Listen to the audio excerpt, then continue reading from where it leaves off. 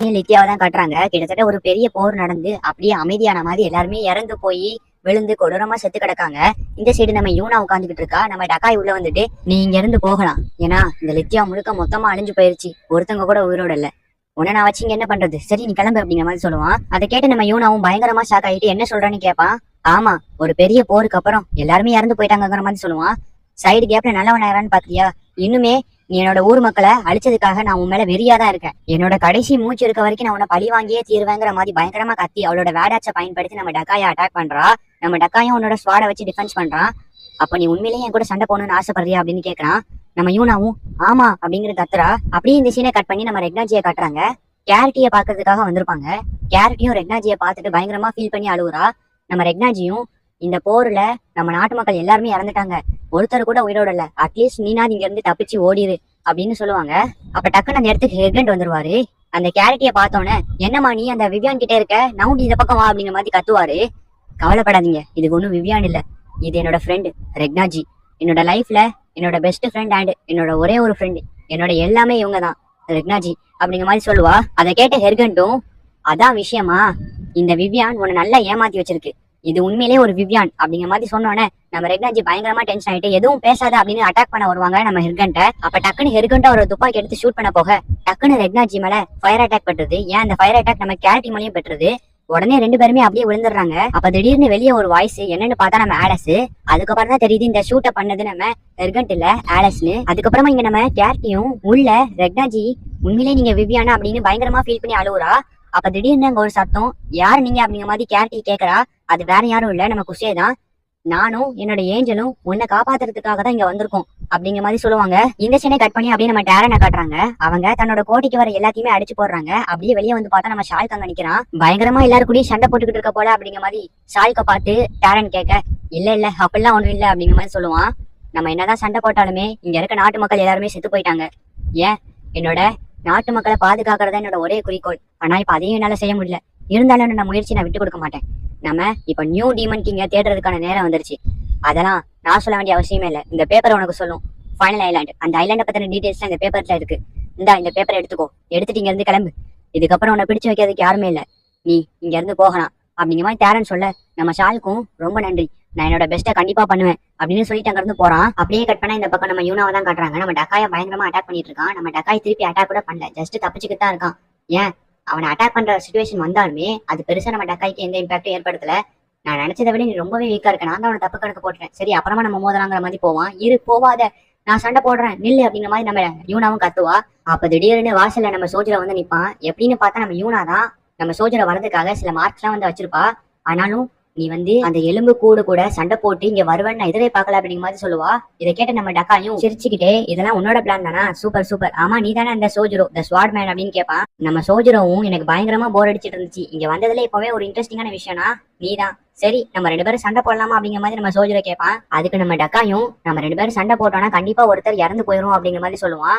அதுக்கு நம்ம சோஜரும் பரவாயில்ல, எனக்குன்னு யாருமே கிடையாது அண்ட் என்னோட லைஃப்ல எந்த பெஸ்ட் மெமரிஸும் கிடையாது, எனக்கு இறந்து போறதுல ஒரு பிரச்சனையும் இல்லை அப்படிங்கிற மாதிரி சொல்லுவான். நம்ம டக்காயும் சிரிச்சுக்கிட்டே கிட்டத்தட்ட நானும் அப்படிதான் அப்படிங்கிற மாதிரி சொல்லுவான். நம்ம யூனாவும் பேசினது போதும், சோஜரும் அவனை கொன்று அப்படிங்கிற மாதிரி கத்துவா.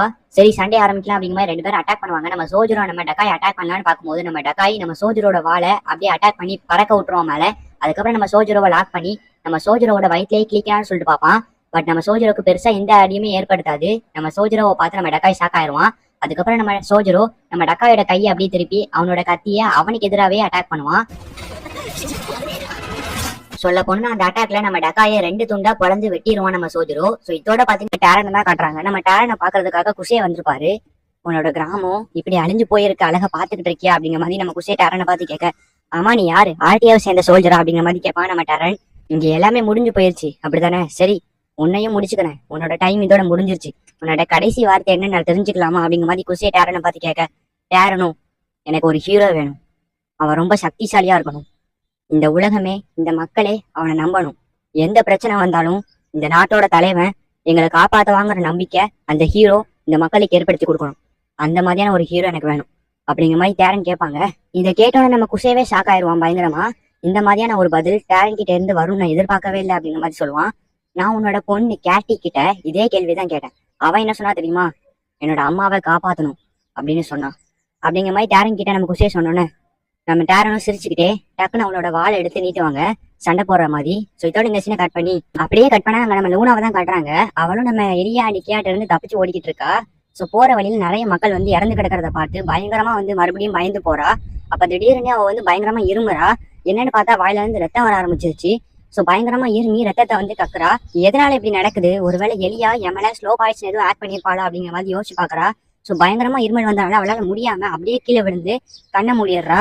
அப்படியே கட் பண்ணா நம்ம ஹெர்கண்ட தான் கட்டுறாங்க. ஊர் மக்கள் நிறைய பேர் இறந்து போனதை நினைச்சு பயங்கரமா ஃபீல் பண்ணிக்கிட்டு இருக்காரு. அப்ப நம்ம ஹெடோ அந்த இடத்துக்கு வந்துட்டு போர் ஒரு வழியா முடிஞ்சிருச்சு, இதை பத்தி என்ன நினைக்கிறீங்க அப்படிங்கிற மாதிரி ஹெர்கண்ட கேட்க, ஹெர்கண்டும் போர் முடிஞ்சது நல்ல விஷயம் தான், ஆனா இந்த போர்ல எக்கச்சக்கமான மக்கள் இறந்து போயிருக்காங்க அப்படின்னு சொல்லி பயங்கரமா ஃபீல் பண்ணுவாரு. இங்க நம்ம கியா அண்ட் எலியா 2 பேருமே ஊரை விட்டு போய்கிட்டு இருக்காங்க. நம்ம கியா பயங்கரமா ஃபீல் பண்ணுவா, என்னால கடைசி வரைக்கும் லூனாவை காப்பாத்த முடியல, அவ எதுக்கு என்ன நம்ப மாட்டிக்கா, அவளை நம்ம காப்பாத்ததான் நினைக்கிறோம், ஆனா அவளுக்கு நம்ம மேல ஒரு நம்பிக்கையும் ஏற்படல. இந்த ஊர்ல நிறைய பேர் இறந்து போயிருக்காங்க. நீங்க சொன்னீங்க என்னோட பவரால இந்த நாட்டு மக்களை சந்தோஷப்படுத்தலான்னு, ஆனா என்னால எதுவுமே பண்ண முடியலையே, இங்க இருக்க மக்கள் இறந்து போனதுதான் மிச்சம், என்னால எதுவுமே செய்ய முடியல, இந்த ஊர் மக்களும் இறந்துட்டாங்க, லூனாவுக்கு என் மேல நம்பிக்கை வரல, ஆக மொத்தத்துல நம்ம வந்த விஷயம் எதுவுமே நடக்கல அப்படின்னு சொல்லி பயங்கரமா ஃபீல் பண்ணிக்கிட்டு இருப்பா. அதுக்கு நம்ம எலியாவும் கியா கிட்ட, இங்க பாரு கியா, நான் அப்போ சொன்னதுதான் இப்பவும் சொல்றேன், இனிமேவும் சொல்லுவேன், எப்பவுமே சொல்லுவேன், உன்னோட பவர் மத்தவங்க பவரை விட கொஞ்சம் டிஃபரெண்டானது, இந்த பவர் உனக்கு கிடைச்ச லக்கு, இதை வச்சு கண்டிப்பா சொல்றேன் இந்த ஊர் மக்களையும் நீ காப்பாத்தலாம், அண்ட் இந்த ஊர் மக்கள் எல்லாருமே சந்தோஷமா இருப்பாங்க உன்னால, இது உண்மைதான் நம்பு அப்படின்னு சொல்லுவாங்க. அதுக்கு நம்ம கியாவும் நிஜமாதான் சொல்றீங்களா அப்படின்னு சொல்லி ரொம்பவே சந்தோஷப்படுவா. இந்த சீனை அப்படியே கட் பண்ணி மறுபடியும் நம்ம ஆர்கியாவை தான் கட்டுறாங்க. ஊர் மக்கள் நிறைய பேர் இறந்து போனிருப்பாங்க. சோ அவங்க எல்லாம் மொத்தமா வச்சு எரிப்பாங்க, சில பேர்த்த புதைப்பாங்க, இந்த மாதிரியான விஷயங்கள்லாம் பண்ணிட்டு இருப்பாங்க. நம்ம குஷி அந்த இடத்துக்கு வந்துட்டு, என்ன பெரியவரே உங்களுக்கு வேலை அதிகம் போல அப்படிங்கிற மாதிரி கேட்பாங்க.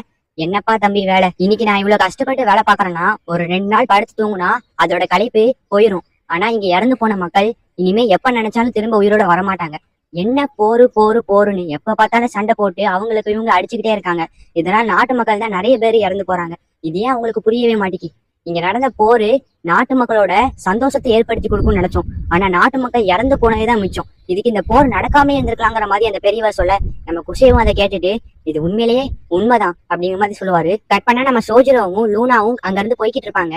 நம்ம சோஜிரோ இல்ல, இது எனக்கு ரொம்ப பிடிச்ச டிஷர்ட், இது பயங்கரமா கிழிஞ்சு போயிருக்குங்கிற மாதிரி சொல்லிக்கிட்டு இருப்பான். நம்ம லூனாவும், இவ்வளவு நாள் நான் உன்னை ஆர்டியால கைட் பண்ணிட்டு இருந்தேன், ஆனா நீ தான் இனிமே என்ன கைட் பண்ண போற அண்ட் எனக்கு நிறைய விஷயத்த சொல்லி கொடுக்க போற அப்படிங்கிற மாதிரி நம்ம லூனா வந்து சோஜிரோ சொல்லிக்கிட்டு இருப்பா.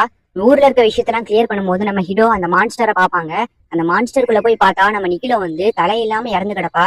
இந்த போர்ல நம்ம எதிர்பார்க்காத விஷயங்கள் நிறைய நடந்திருக்கு போல அப்படிங்கிற மாதிரி ஹிடோ யோசிச்சுக்கிட்டே அந்த இடத்த விட்டு கிளம்பிடுவாரு. சோ அதுக்கப்புறமா நம்ம ஆலஸ் அந்த இடத்துக்கு வருவான்.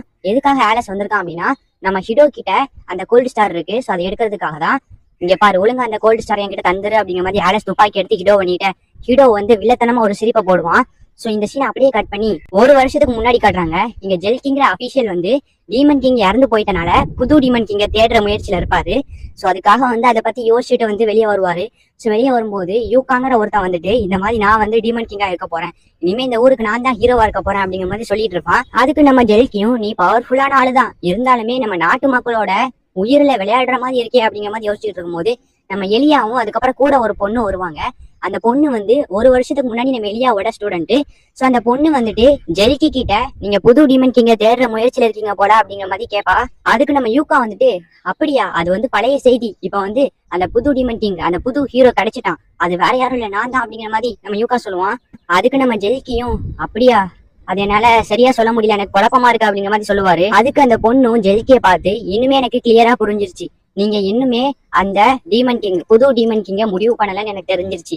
ஆமா சரிதான், ஒரு நாட்டு மக்களோட பாதுகாவலன் எந்த மாதிரி இருக்கணும், அந்த நாட்டு மக்கள் அவனை நம்பணும், அந்த ஹீரோ நாட்டு மக்கள் எல்லாத்தையும் பாதுகாக்கணும். ஹீரோங்கிறவன் தன்னோட அடையாளத்தை விட்டுட்டு நாட்டு மக்களுக்காக வாழ போறவன், அவன் கடைசி வரைக்கும் தன்னோட உயிர் போற வரைக்கும் ஒரு ஹீரோவா இருக்கவன். இந்த நாட்டு மக்களை பாதுகாத்து வாழ்ந்து முடிக்கும் போதுதான் அவனோட உயிர் போகும். அவனை எல்லாருமே நம்பணும், அவனை எல்லாருமே மதிக்கணும். எல்லாரோட மக்கள் மனசுலயும் அந்த ஹீரோ அப்படிங்கிறவன் அவனோட நெஞ்சத்துல இடம் பிடிச்சிருக்கணும். அப்படிங்கிறவன் தான் ஒரு உண்மையான ஹீரோவா அழைக்கப்படுவான் அப்படிங்கிற மாதிரி நம்ம அந்த பொண்ணு நம்ம ஜெல்கி கிட்ட சொன்னோன்னே அதை கேட்டு ஜெல்கி பயங்கரமா கன்ஃபியூஸ் ஆயிருவாரு. நான் இதை பத்தி முடிவு பண்ணுறேன் அப்படின்னு சொல்லிட்டு அந்த இடத்த விட்டு கிளம்பிடுவாரு. போற வழியில நம்ம ஜெல்கி பயங்கரமா அதை பத்தி யோசிப்பாரு. இந்த பொண்ணு சொல்றது 100% கரெக்ட் தான். ஹீரோங்கிறவன் மக்களுக்காக வாழ போறவன், அவனை கண்ணை மூடிட்டு தேர்வு செய்ய முடியாது. ஒரு சாதாரண பவர்ஃபுல்லான மனுஷன் ஹீரோவா மாறினதுக்கு அப்புறம் அவனோட வாழ்க்கை மக்களுக்காக மாற தொடங்கும். அந்த வாழ்க்கை எப்ப முடியும்னா, அந்த வாழ்க்கை மக்களுக்காக தான் முடியும். அப்பவுமே அந்த மக்களுக்காக தன்னோட உயிரை பணைய வைக்கிறவன் தான் ஹீரோ. அந்த ஹீரோவை மக்கள் முழுமையா நம்பணும். அதுக்காக இந்த உலகம் முழுக்க தேடினாலுமே அப்படிப்பட்ட ஒரு ஹீரோ கிடைக்கிற வரைக்கும் நான் தேடுவேன் அப்படின்னு சொல்லிட்டு நம்ம ஜெயிக்க அங்க இருந்து கிளம்புறாரு. இதோட இந்த எபிசோடும் இந்த சீசனும் முடிஞ்சிருச்சு. சோ கடைசி